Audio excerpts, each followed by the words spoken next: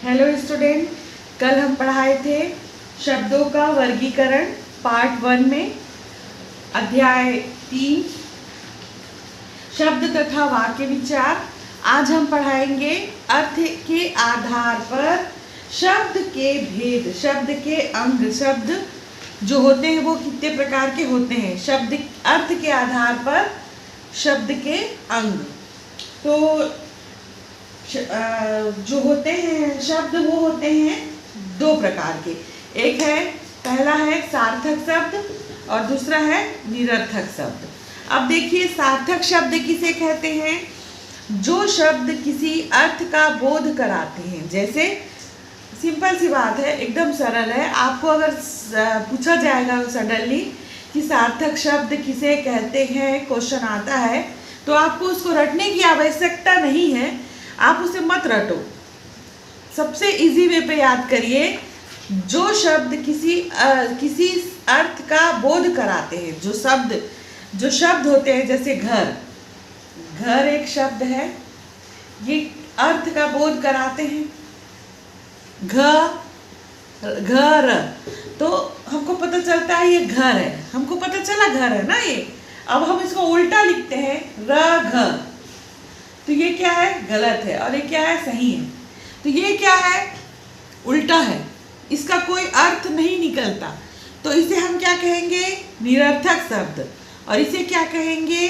सार्थक शब्द। जैसे पुस्तक है, पुस्तक, नगर, क्षेत्र आदि, इन सारे शब्दों का अर्थ निकल रहा है, ठीक है। इसीलिए हम इसको क्या कहेंगे? सार्थक शब्द।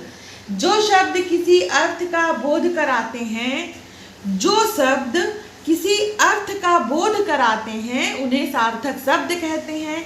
इसे आपको रटने की आवश्यकता नहीं है, इसे दिमाग में बैठा लीजिए कि जो कोई भी शब्द है, जो उसका अर्थ निकल रहा है, तो वो सार्थक शब्द है। और जिस शब्द का अर्थ नहीं निकल रहा है, उसे हम निरर्थक शब्द कहते हैं। जैसे निरर्थक शब्द, जिन शब्दों से कोई अर्थ ना निकले, उन्हें निरर्थक शब्द कहते हैं। जैसे रोटी का अर्थ तो निकल रहा है, परंतु वोटी का अर्थ नहीं निकल रहा है।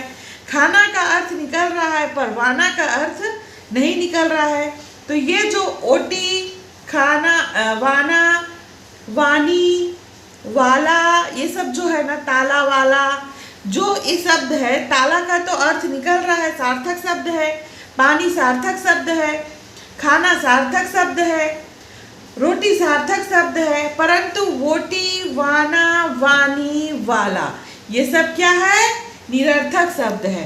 तो इसको याद रखना बच्चों, ये याद रखना कि सार्थक शब्द किसे कहते हैं? जिन शब्दों का अर्थ निकलता है उसे सार्थक शब्द कहते हैं, और जिन शब्दों का अर्थ नहीं निकलता है उसे हम निरर्थक शब्द कहते हैं। अब आ जाइए वाक्य में। किसमें आइए? वाक्य। अब देखिए, वाक्य किसे कहते हैं और वाक्य के अंग। हम जानते हैं, किसी भाव या विचार को हम पूर्ण रूप से प्रकट करते हैं। किसी भाव या विचार को पूर्ण रूप से प्रकट करने वाले पदों का समूह, यहाँ पे अपन को मेन चीज क्या है? पदों का समूह। ये क्या कहलाता है? वाक्य। सिर्फ हम इतना भी लिख सकते हैं कि पदों का समूह वाक्य कहलाता है। आप यहाँ से लेकर के यहाँ तक दिमाग में बैठा लीजिए, पदों का समूह। अब पद बोलने से कैसे? जैसे हम कोई सा अर्थ लिखे, पत्र नहीं लिखता है, और बोलना चाहिए राम पढ़ता है, राधा लिखती है, ये एक वाक्य है। समझ में आया? ये एक वाक्य है, उसका एक समूह जैसे हो गया। जैसे कि हम बोले कि जिन शब्दों से कोई अर्थ ना निकले, तो यहाँ से यहाँ तक क्या हो गया? एक पद हो गया। जिन शब्दों से कोई अर्थ ना निकले, ये यहाँ से यहाँ तक हो गया वाक्य। तो ये वाक्य का समूह हो गया, इसका अर्थ निकल गया बराबर अच्छे से, और ये समूह में बन गया। तो इसे हम क्या बोलेंगे? वाक्य बोलेंगे। समझ गए?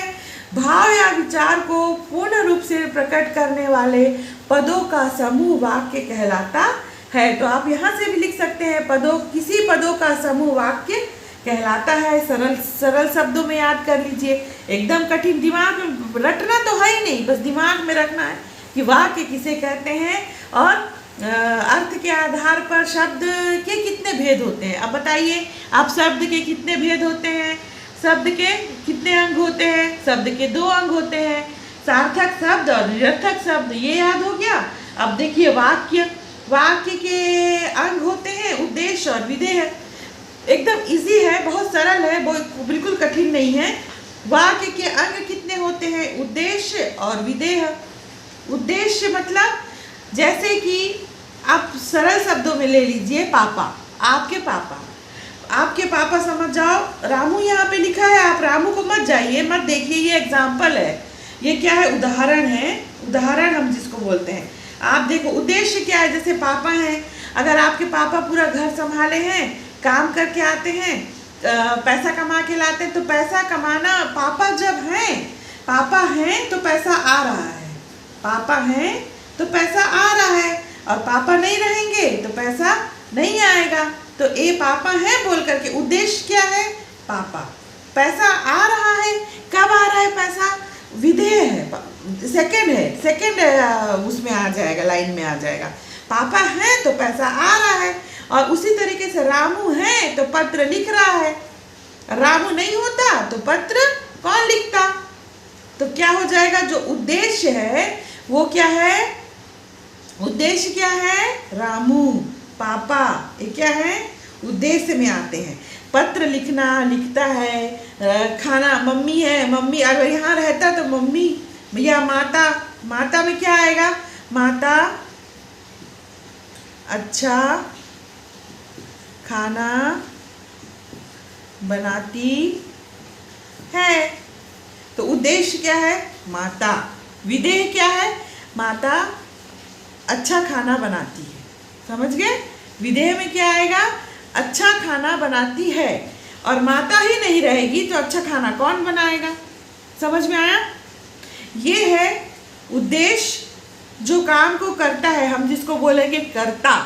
उद्देश्य को हम कर्ता भी बोल सकते हैं, ठीक है? कर्ता। अब समझ जाइए, उद्देश्य वाक्य में जिसके विषय में कुछ कहा जाता है उसे हम उद्देश्य कहते हैं, जैसे राम, माता, जो भी है। और विधेय किसे कहते हैं? राधा लिखती है या राम पढ़ता है, राम पत्र, अब विधेय में आएगा पत्र नहीं लिखता है राम। अब देखिए ऊपर लिखे वाक्य में राम के विषय में, दूसरे वाक्य में राधा के विषय में, और तीसरे वाक्य में बच्चे के विषय में, तथा चौथे वाक्य में मोहन के विषय में बताया गया है। अतः ये सभी उद्देश्य हैं, ये सभी अपने अपने वाक्य के काम को करने वाले हैं, इसीलिए उन्हें कर्ता भी, मैं आपको बताई अभी कि ये कर्ता है, कर्ता भी कहा जाता है इसे उद्देश्य को। अब वाक्य का कर्ता ही वाक्य का उद्देश्य होता है, वाक्य का जो करने वाला है, उद्देश्य है, ये कर्ता है, ठीक है? उद्देश्य। रामू पत्र नहीं लिखता है, ये आपको ये विधेय में आ गया, सेकेंड लाइन। अब देखिए विधेय किसे कहते हैं? अब विधेय का समझिए, उद्देश्य का हम समझ लिए, विधेय का समझिए। वाक्य के उद्देश्य के विषय में जो कुछ कहा जाता है, जैसे राम, रामू के विषय में जो कुछ कहा गया वो है विधेय। रामू के विषय में क्या कहा गया? पत्र नहीं लिखता है, तो ये जो इसके विषय में कहा गया, किसके विषय में? रामू के विषय में कहा गया पत्र नहीं लिखता है, तो ये उद्देश्य है और ये विधेय है, समझ गए? अब देखो मोनिका पुस्तक पढ़ती है, मोनिका पुस्तक पढ़ती है, मोनिका क्या है? उद्देश्य है, कर्ता है। विधेय क्या हो जाएगा? पुस्तक पढ़ती है। देशभक्तों ने भारत को आजाद कराया, तो देशभक्त अगर नहीं रहेंगे तो भारत को आजाद कौन कराता? सिंपल सी बात, देशभक्त करता है और उद्देश्य है, विधेय में आ जाएगा भारत को आजाद कराया। आज के लिए हम इतना ही पढ़ाते हैं, आने वाले चैप्टर में हम पढ़ाएंगे कि ध्यान देने योग्य बातें, ध्वनियों के सार्थक समूह को शब्द कहते हैं, वाक्य में आए सभी शब्द पद कहलाते हैं। ये अब हम आने वाले चैप्टर में पढ़ेंगे, आने वाले थर्ड